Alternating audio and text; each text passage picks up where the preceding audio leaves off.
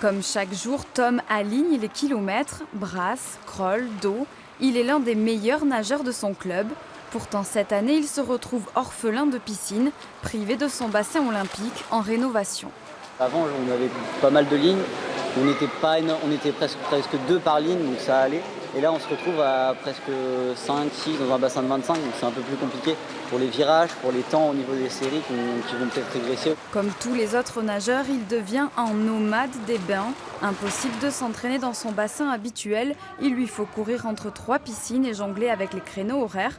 Conséquence pour son club, moins 20% d'adhérents. Adapter les séances, acheminer les licenciés, un vrai casse-tête, car les travaux de réfection du 50 mètres perturbent la saison. Pour les compétiteurs, c'est évidemment beaucoup plus compliqué puisqu'on avait de bonnes conditions dans le bassin de 50 mètres et se retrouver à nager en bassin de 25 mètres avec plus de monde dans les lignes d'eau, c'est évidemment des conditions qui ne permettront pas de faire une saison sportive pleine et avec des résultats qu'on aurait pu espérer s'ils avaient pu continuer dans le bassin de 50 mètres.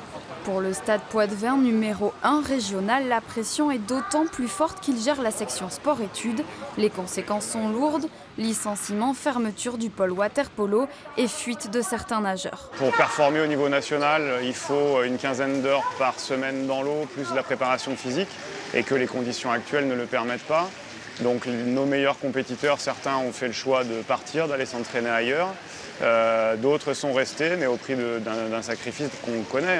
Les résultats ne seront pas à la hauteur de ce qu'ils pourraient être. Du côté de la mairie, mieux vaut éviter les remous. Le discours est policé.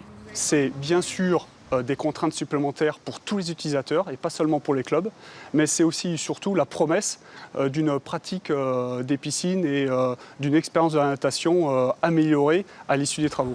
En attendant cette expérience améliorée, patience. Encore un an de chantier avant de pouvoir nager dans le nouveau bassin extérieur.